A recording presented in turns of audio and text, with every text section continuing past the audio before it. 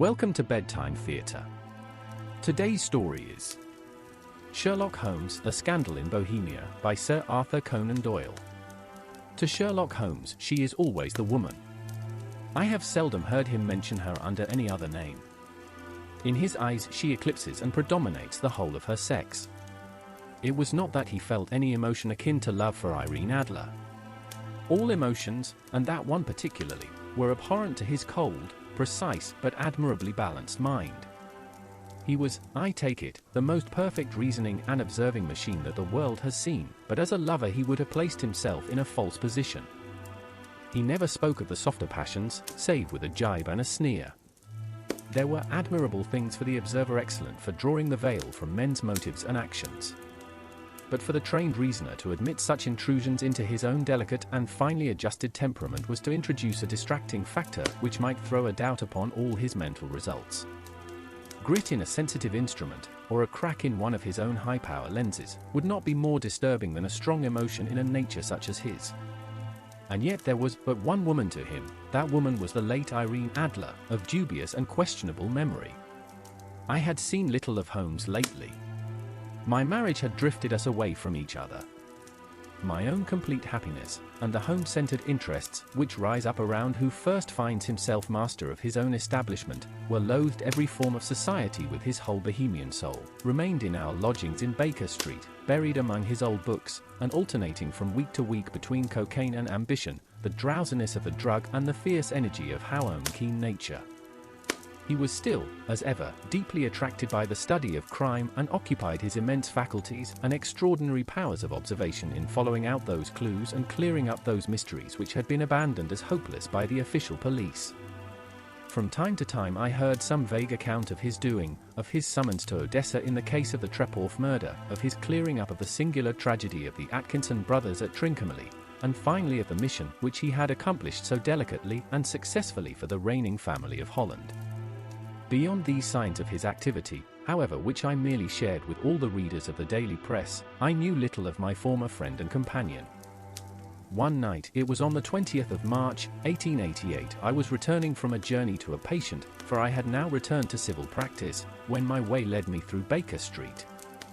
As I passed the well-remembered door, which must always be associated in my mind with my wooing, and with the dark incidents of the study in scarlet, I was seized with a keen desire to meet Holmes again and to know how he was employing his extraordinary powers.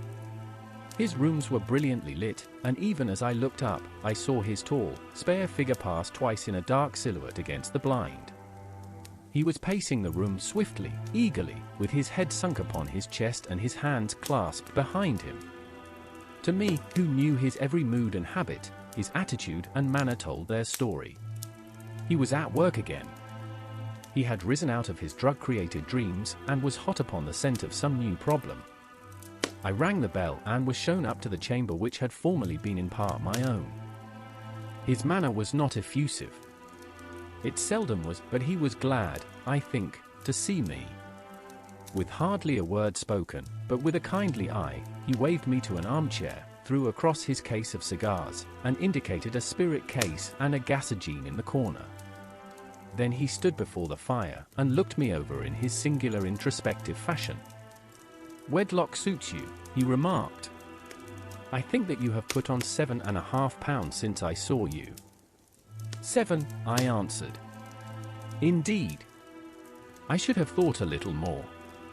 Just a trifle more, I fancy, Watson. And in practice again, I observe. You did not tell me that you intended to go into harness. Then, how do you know?" "I see it, I deduce it." "How do I know that you have been getting yourself very wet lately, and that you have a most clumsy and careless servant girl?" "My dear Holmes, this is too much. You would certainly have been burned had you lived a few centuries ago. It is true that I had a country walk on Thursday and came home in a dreadful mess, but as I have changed my clothes, I can't imagine how you deduce it. As to Mary Jane, she is incorrigible, and my wife has given her notice, but there again, I fail to see how you work it out." He chuckled to himself and rubbed his long nervous hands together. "It is simplicity itself. My eyes tell me that on the inside of your left shoe, just where the firelight strikes it, the leather is scored by 6 almost parallel cuts. Obviously, they have been caused by someone who has very carelessly scraped round the edges of the sole in order to remove crusted mud from it. Hence, you see my double deduction that you had been out in the vile weather and that you had particularly malignant boot-slitting specimen of the London slavey. As to your practice, if a gentleman walks into my room smelling of iodoform, with a black mark of nitrate of silver upon his right forefinger, and as a bulge on the right side of his top hat to show where he has hidden his stethoscope, I must be dull indeed, if I do not pronounce him to be an active member of the medical profession. I could not help laughing at the ease with which he explained his process of deduction. When I hear you give your reasons, the thing always appears to me to be so ridiculously simple that I could easily do it myself, though at each successive instance of your reasoning I am baffled until you explain your process. And yet I believe that my eyes are as good as yours. Quite so, he answered, lighting a cigarette and throwing himself down into an armchair. You see, but you do not observe. The distinction is clear. For example, you have frequently seen the steps which lead up from the ball to this room. Frequently. How often? Well, some hundreds of times. Then how many are there? How many? I don't know. Quite so. You have not observed. And yet you have seen. That is just my point. Now, I know that there are 17 steps, because I have both seen and observed. By the way, since you are interested in this. He threw over a sheet of thick, pink-tinted note paper which had been lying open upon the table. It came by the last post, he said, read it aloud. The note was undated and without either signature or address. They will call upon you tonight, at 7:45. A gentleman who desires to consult you upon a matter of the very deepest moment.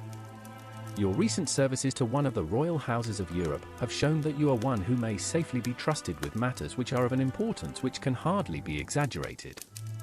This account of you we have from all quarters received. Be in your chamber then at that hour, and do not take it amiss if your visitor wear a mask. This is indeed a mystery, I remarked. What do you imagine that it means? I have no data yet. It is a capital mistake to their eyes before one has data.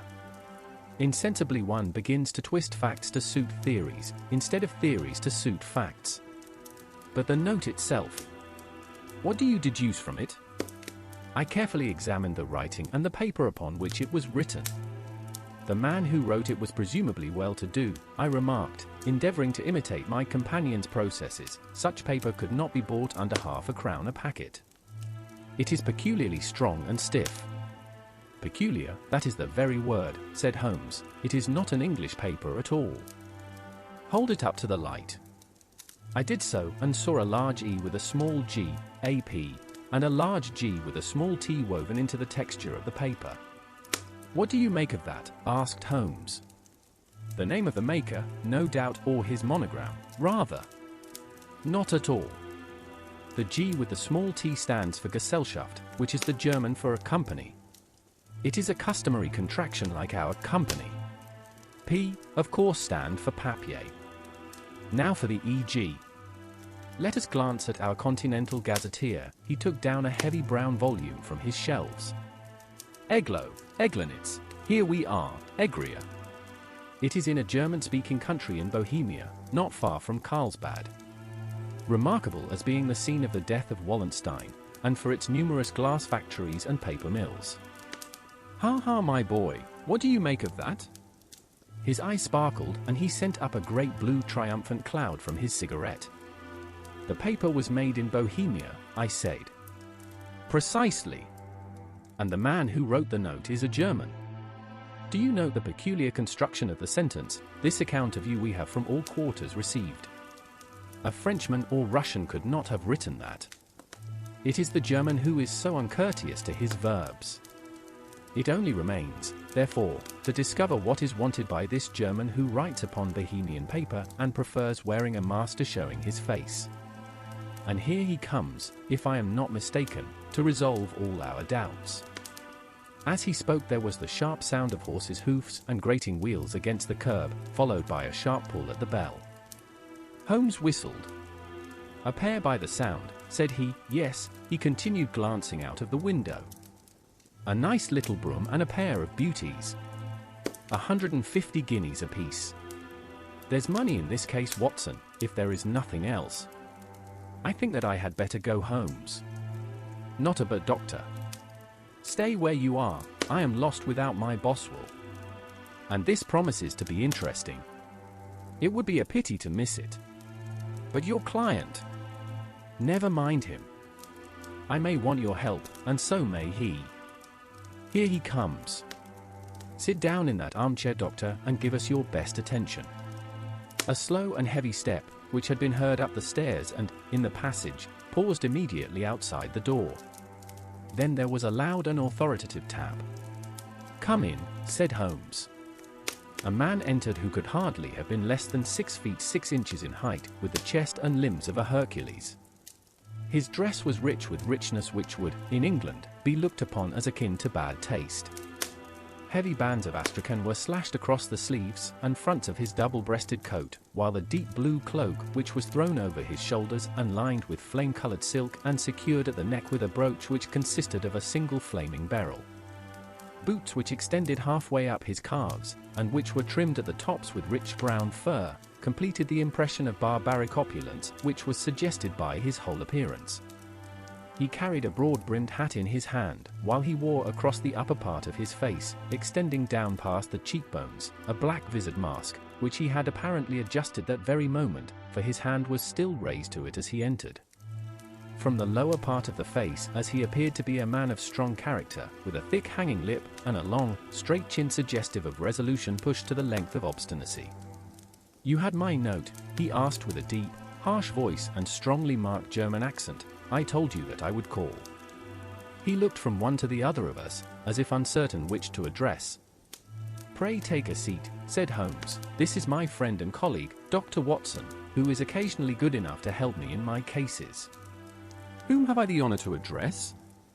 You may address me as the Count von Kram, a Bohemian nobleman. I understand that this gentleman, your friend, is a man of honor and discretion, whom I may trust with a matter of the most extreme importance. If not, I should much prefer to communicate with you alone. I rose to go, but Holmes caught me by the wrist and pushed me back into my chair. It is both or none, said he. You may say before this gentleman anything which you may say to me. The Count shrugged his broad shoulders. Then I must begin, said he, by binding you both to absolute secrecy for 2 years. At the end of that time the matter will be of no importance. At present it is not too much to say that it is of such weight it may have an influence upon European history. I promise, said Holmes. And I. You will excuse this mask, continued our strange visitor. Thank august person who employs me wishes his agent to be unknown to you, and I may confess at once that the title by which I have just called myself is not exactly my own. I was aware of it, said Holmes dryly. The circumstances are of great delicacy, and every precaution has to be taken to quench what might grow to be an immense scandal and seriously compromise one of the reigning families of Europe. To speak plainly, the matter implicates the great house of Ormstein, hereditary kings of Bohemia. I was also aware of that, though, murmured Holmes, settling himself down in his armchair, closing his eyes. Our visitor glanced with some apparent surprise at the languid, lounging figure of the man who had been no doubt depicted to him as the most incisive reasoner and most energetic agent in Europe. Holmes slowly reopened his eyes and looked impatiently at his gigantic client. If your Majesty would condescend to state your case, he remarked, I should be better able to advise you. The man sprang from his chair and paced up and down the room in uncontrollable agitation. Then, with a gesture of desperation, he tore the mask from his face and hurled it upon the ground. You are right, he cried, I am the king. Why should I attempt to conceal it? Why indeed, murmured Holmes. Your Majesty had not spoken before I was aware that I was addressing Wilhelm Gottsreich Sigismund von Ormstein, Franz Duke of Cassel-Felstein, and hereditary king of Bohemia.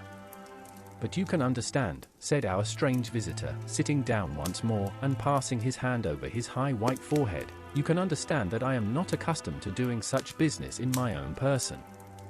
Yet the matter was so delicate that I could not confide it to an agent without putting myself in his person. Yet the agent without putting in his power. I have come incognito from Prague for the purpose of consulting you. Then pray consult, said Holmes, shutting his eyes once more. The facts are briefly these. Some 5 years ago, during a lengthy visit to Warsaw, I made the acquaintance of the well-known adventuress, Irene Adler. The name is no doubt familiar to you. Kindly look her up in my index, Doctor, murmured Holmes without opening his eyes.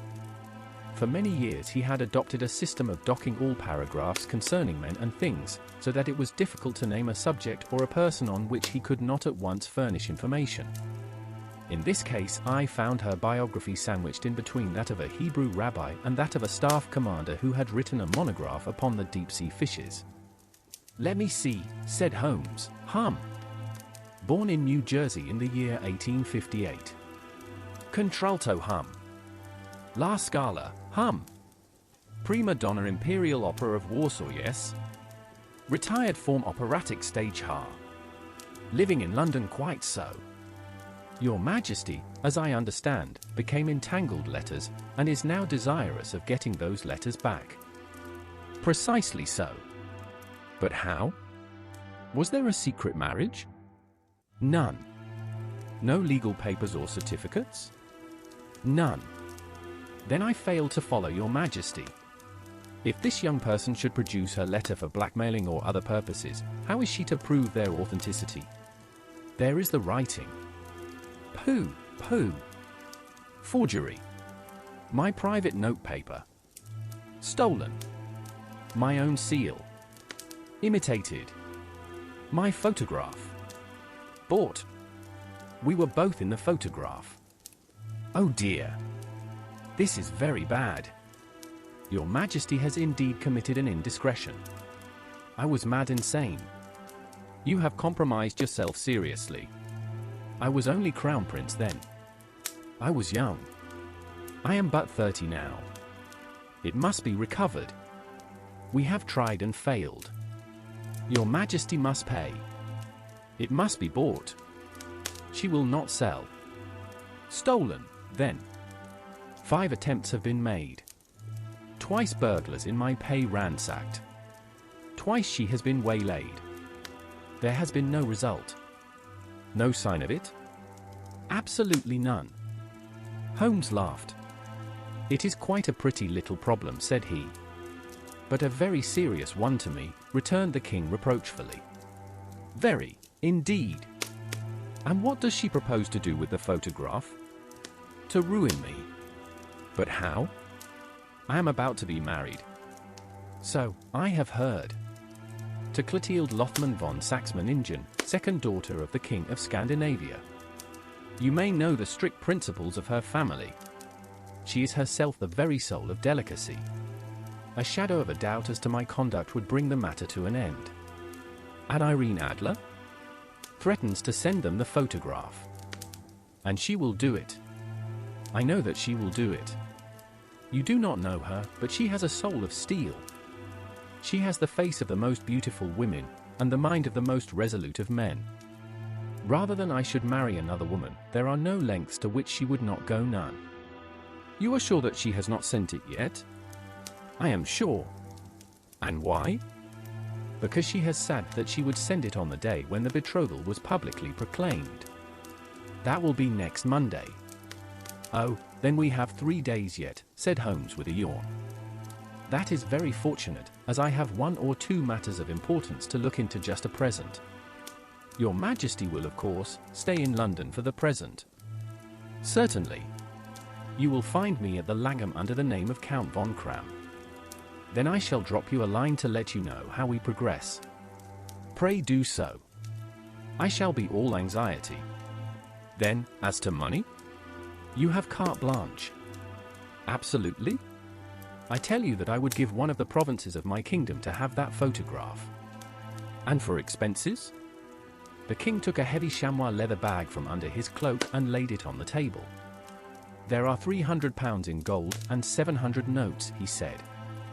Holmes scribbled a receipt upon a sheet of his notebook and handed it to him. And mademoiselle's address? He asked. "It's Bryony Lodge, your Majesty, and I trust that we shall soon have some good news for you. And good night, Watson," he added as the wheels of the royal brougham rolled down the street. "If you will be good enough to call tomorrow afternoon at 3 o'clock. I should like to chat this little matter over with you." At 3 o'clock precisely I was at Baker Street, but Holmes had not yet returned. The landlady informed me that he had left the house shortly after 8 o'clock in the morning. I sat down beside the fire, however, with the intention of awaiting him, however long he might be. I was already deeply interested in his inquiry, for, though it was surrounded by none of the grim and strange features which were associated with the two crimes which I have already recorded, still, the nature of the case and the exalted station of his client gave it to a character of its own. Indeed, apart from the nature of the investigation which my friend had on hand, there was something in his masterly grasp of the situation and his keen, incisive reasoning which made it a pleasure to me to study his system of work and to follow the quick, subtle methods by which he disentangled the most inextricable mysteries. So accustomed was I to his invariable success that the very possibility of his failing had ceased to enter into my head. It was close upon 4 before the door opened, and a drunken-looking groom, ill-kempt and side-whiskered, with an inflamed face and disreputable clothes, walked into the room. Accustomed as I was to my friend's amazing powers in the use of disguises, I had to look 3 times before I was certain that it was indeed he. With a nod he vanished into the bedroom, whence he emerged in 5 minutes tweed-suited and respectable, as of old. Putting his hands into his pockets he stretched out his legs in front of the fire and laughed heartily for some minutes. "Well, really," he cried, and then he chopped and laughed again until he was obliged to lie back, limp and helpless, in the chair. "What is it?" "It's quite too funny. I am sure you could never guess how I employed my morning, or what I ended doing." "I can't imagine. I suppose that you have been watching the habits, and perhaps the house, of Miss Irene Adler." "Quite so, but the sequel was rather unusual. I will tell you, however. I left the house a little after 8 o'clock this morning in the character of a groom out of work. There is a wonderful sympathy and freemasonry among horsey men. Be one of them, and you will know all that there is to know. I soon found Bryony Lodge. It is a bijou villa, with a garden at the back, but built out in front right up to the road, 2 stories. Chubb lock to the door. Large sitting room on the right side, well furnished, with long windows almost to the floor, and those preposterous English window fasteners which a child could open. Behind there was nothing remarkable, save that the passage window could be reached from the top of the coach house. I walked around it and examined it closely from every point of view, but without noting anything else of interest.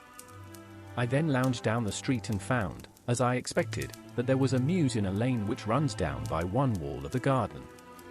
I lent the ostlers a hand in rubbing down their horses and received in exchange 2 pence, a glass of half and half, 2 fills of shag tobacco, and as much information as I could desire about Miss Adler, to say nothing of half a dozen other people in the neighborhood in whom I was not in the least interested, but whose biographies I was compelled to listen to.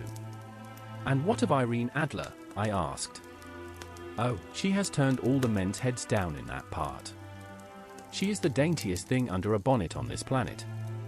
So, say the Serpentine Mews, to a man. She lives quietly, sings at concerts, drives out at 5 every day, and returns at 7 sharp for dinner. Seldom goes out at other times, except when she sings. Has only 1 male visitor, but a good deal of him. He is dark, handsome, and dashing, never calls less than once a day, and often twice. He is a Mr. Godfrey Norton of the Inner Temple. See the advantages of a cabman as a confidant. They had driven him home a dozen times from Serpentine Mews and knew all about him. When I had listened to all they had to tell, I began to walk up and down near Bryony Lodge once more and think over my plan of campaign.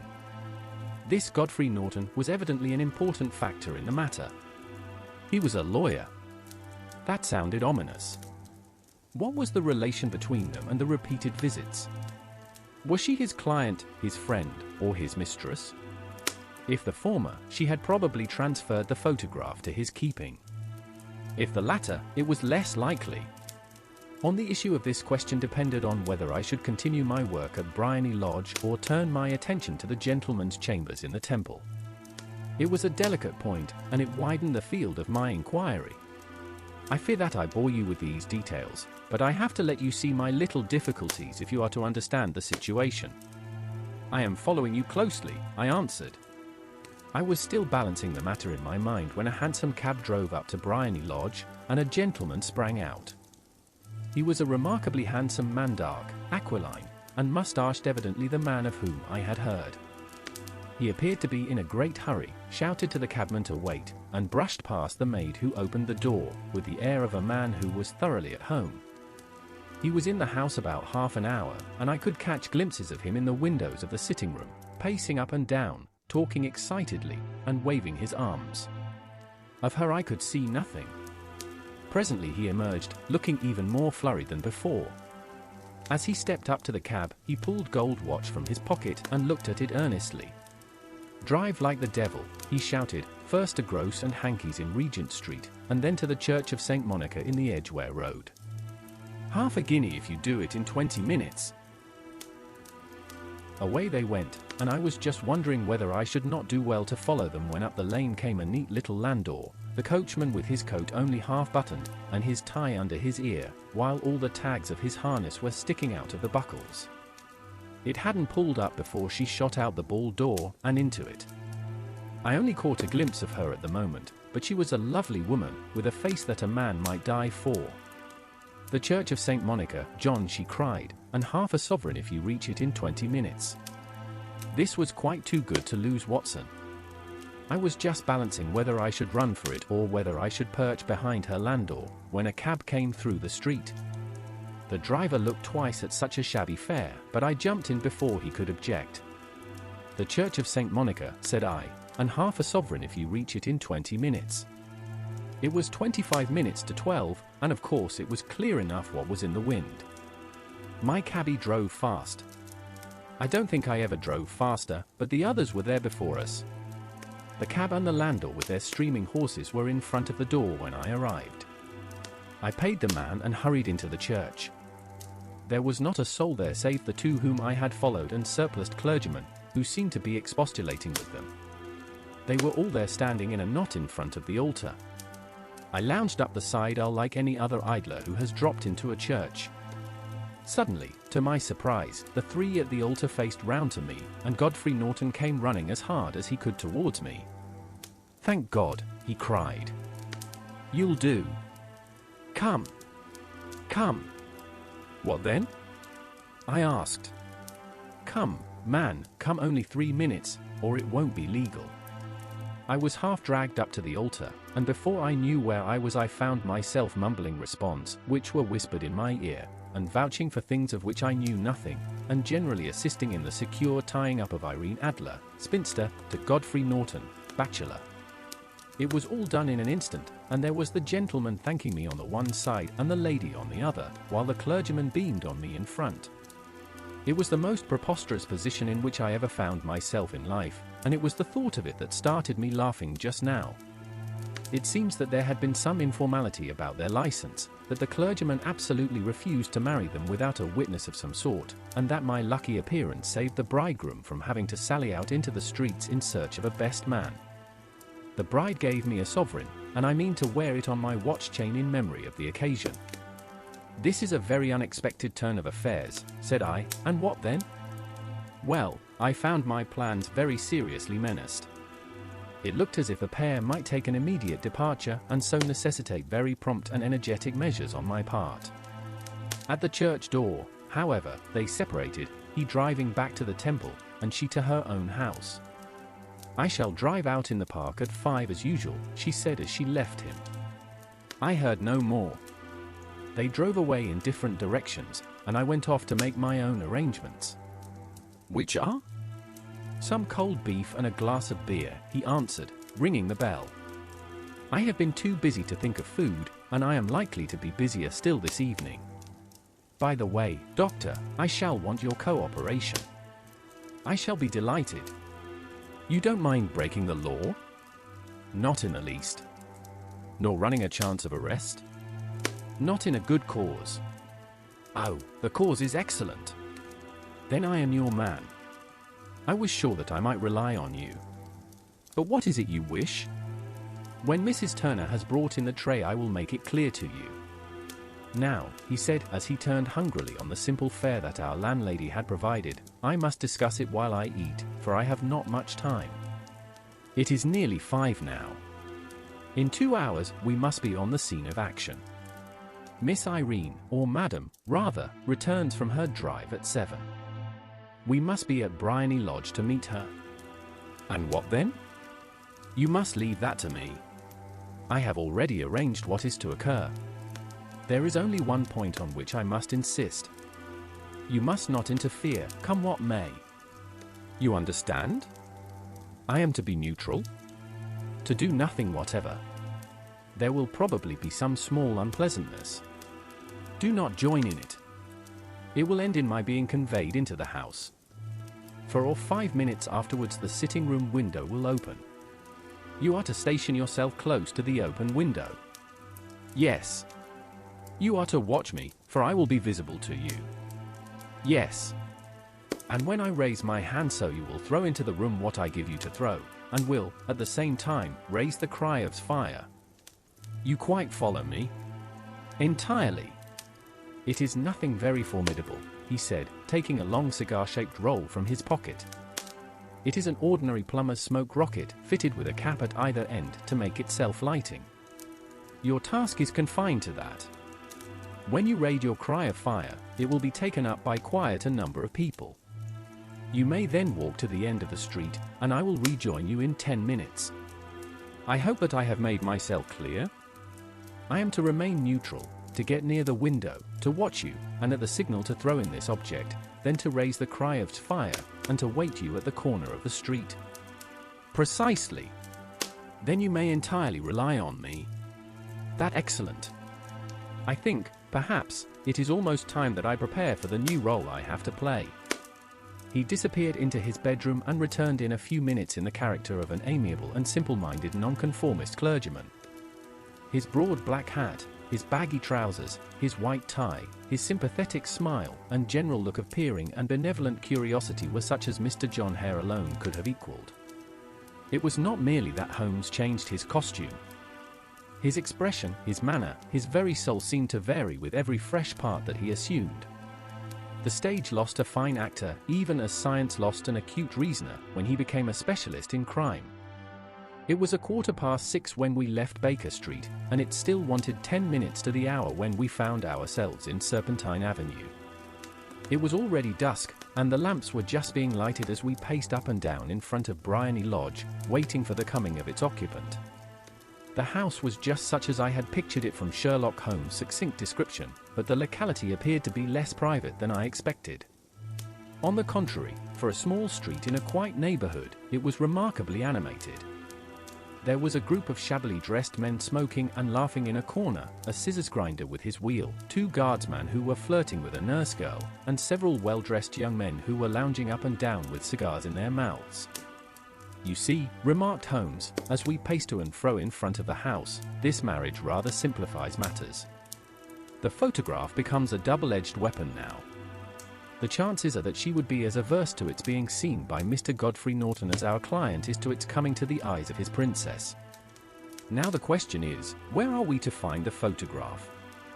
Where indeed? It is most unlikely that she carries it about with her. It is a cabinet size. Too large for easy concealment about a woman's dress. She knows that the king is capable of having her waylaid and searched. 2 attempts of the sort have already been made. We may take it, then, that she does not carry it about with her. Where then? Her banker or her lawyer. There is that double possibility. But I am inclined to think neither. Women are naturally secretive, and they like to do their own secreting. Why should she hand it over to anyone else? She could trust her own guardianship, but she could not tell what indirect or political influence might be brought to bear upon a businessman.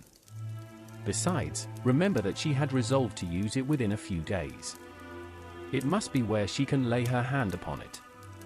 It must be in her own house. But it has twice been burgled. A blow was struck, and in an instant the lady, who had stepped from her carriage, was the center of a little knot of flushed and struggling men, who struck savagely at each other with their fists and sticks. Holmes dashed into the crowd to protect the lady, but just as he reached her he gave a cry and dropped the ground with the blood running freely down his face. At his fall the guardsmen took to their heels in one direction and the loungers in the other, while a number of better-dressed people, who had watched the scuffle without taking part in it, crowded in to help the lady and to attend to the injured man.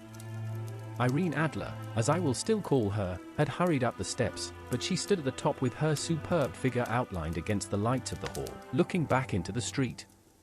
"Is the poor gentleman much hurt?" she asked. "He is dead," cried several voices. "No, no, there's life in him," shouted another.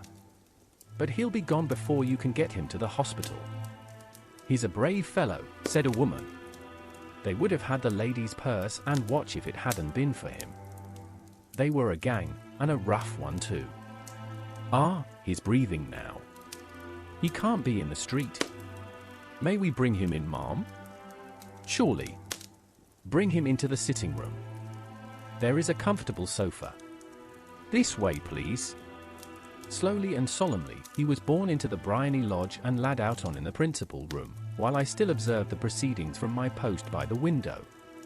The lamp had been lit, but the blinds had not been drawn, so that I could see Holmes as he lay upon the couch. I do not know whether he was seized with compunction at that moment for the part he was playing, but I know that I never felt more heartily ashamed of myself in my life than when I saw the beautiful creature against whom I was conspiring, and the grace and kindliness with which she waited upon the injured man. And yet it would be the blackest treachery to Holmes to draw back now from the part which he entrusted to me. I hardened my heart and took the smoke rocket from under my ulster. After all, I thought, we were not injuring her. We are but preventing her from injuring another.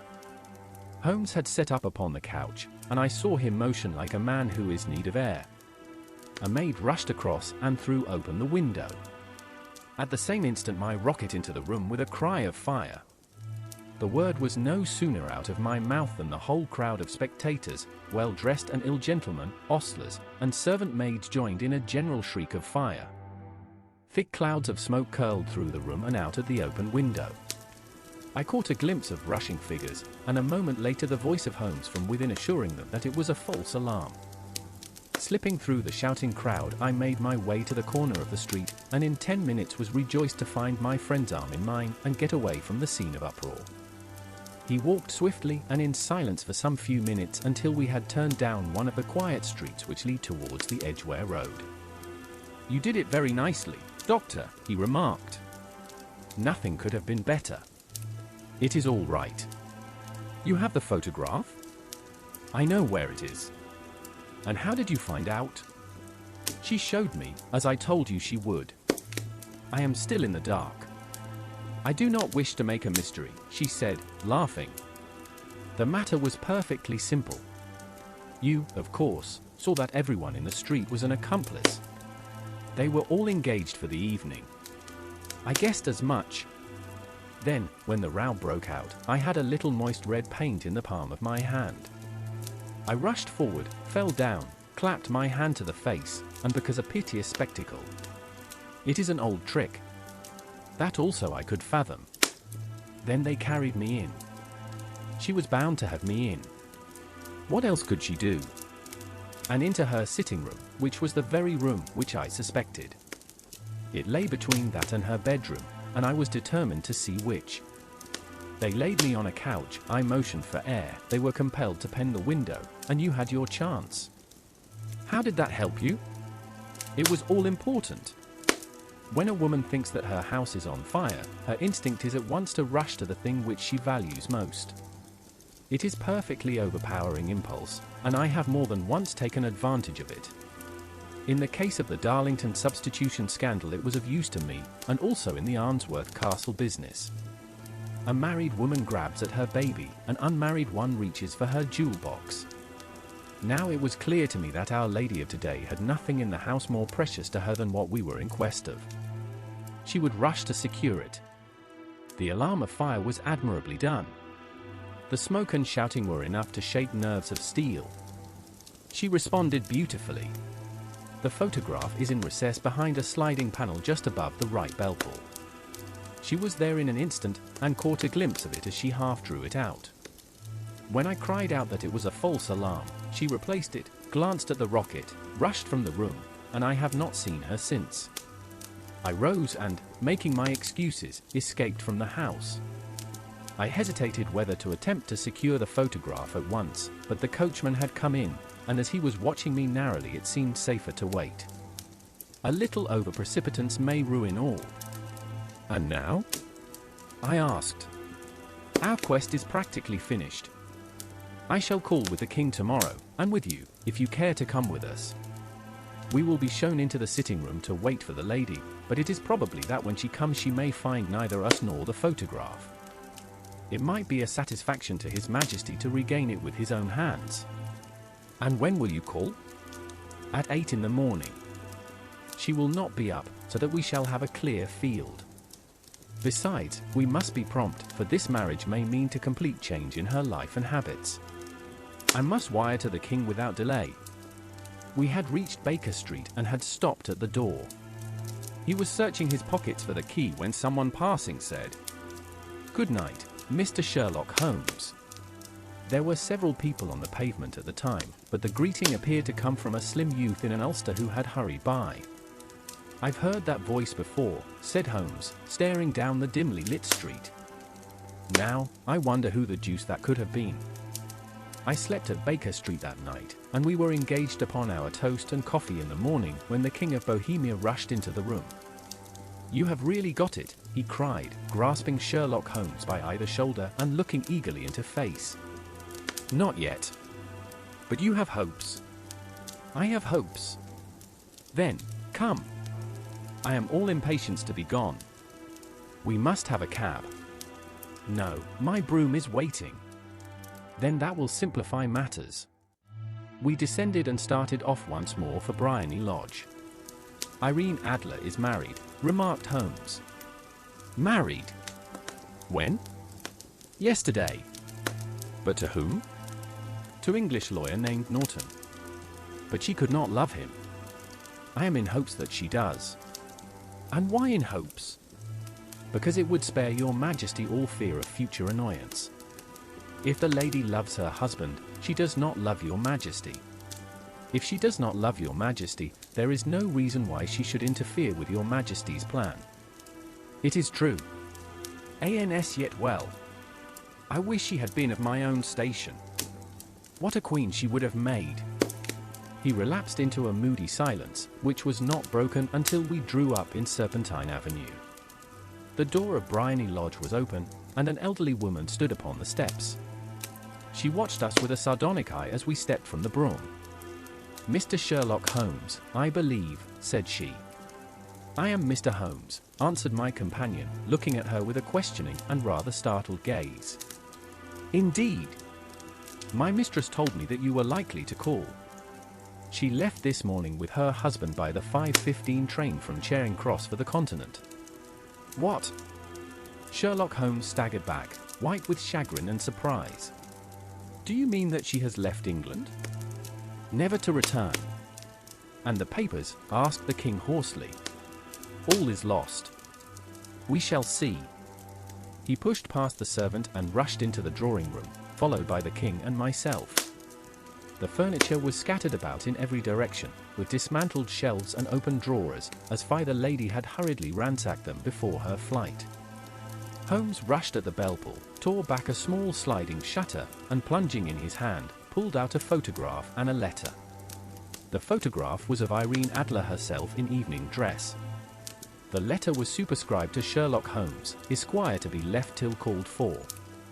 My friend tore it open, and we all three read it together. It was dated at midnight of the preceding night and ran in this way. "My dear Mr. Sherlock Holmes, you really did it very well. You took me in completely. Until after the alarm of fire, I had not a suspicion. But then, when I found how I had betrayed myself, I began to think.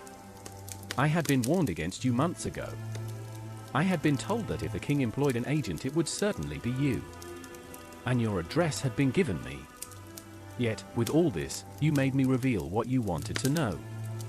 Even after I became suspicious, I found it hard to think evil of such a dear, kind old clergyman. But, you know, I have been trained as an actress myself. Male costume is nothing new to me. I often take advantage of the freedom which it gives. I sent John, the coachman, to watch you, ran upstairs, got into my walking clothes, as I call them, and came down just as you departed. Well, I followed you to your door and so made sure that I was really an object of interest to the celebrated Mr. Sherlock Holmes.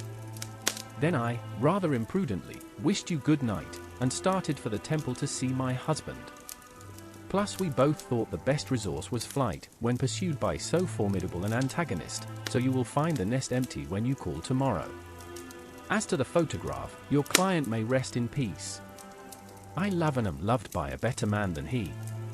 The king may do what he will without hindrance from one whom he has cruelly wronged. I keep it only to safeguard myself, and to preserve a weapon which will always secure me from any steps which he might take in the future. I leave a photograph which he might care to possess, and I remain, dear Mr. Sherlock Holmes, very truly yours, Irene Norton, née Adler. What a woman, oh, what a woman, cried the King of Bohemia when we had all three read this epistle. Did I not tell you how quick and resolute she was? Would she not have made an admirable queen? Is it not a pity that she was not on my level? From what I have seen of the lady, she seems indeed to be on a very different level to your Majesty, said Holmes coldly. I am sorry that I have not been able to bring your Majesty's business to a more successful conclusion. On the contrary, my dear sir, cried the king, nothing could be more successful. I know that her word is inviolate. The photograph is now as safe as it were in the fire. I am glad to hear your Majesty say so. I am immensely indebted to you. Pray tell me in what way I can reward you. This ring, he lipped an emerald snake ring from his finger and held it out upon the palm of his hand. Your Majesty has something which I should value even more highly, said Holmes. You have but to name it. This photograph. The king stared at him in amazement. Irene's photograph, J.E. cried, certainly, if you wish it. I thank your Majesty. Then there is no more to be done in the matter. I have the honor to wish you a very good morning.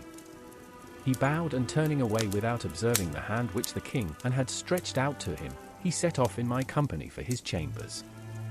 And that was how a great scandal threatened to affect the kingdom of Bohemia, and how the best plans of Mr. Sherlock Holmes were beaten by a woman's wit. He used to make merry over the cleverness of women, but I have not heard him do it late. And when he speaks of Irene Adler, or when he refers to her photograph, it is always under the honorable title of the woman. Thank you for listening. Join me next time for Sherlock Holmes and Dr. Watson in the Red-Headed League. Be sure to like, subscribe, and turn on your notifications so you do not miss any of the exciting stories read on this channel.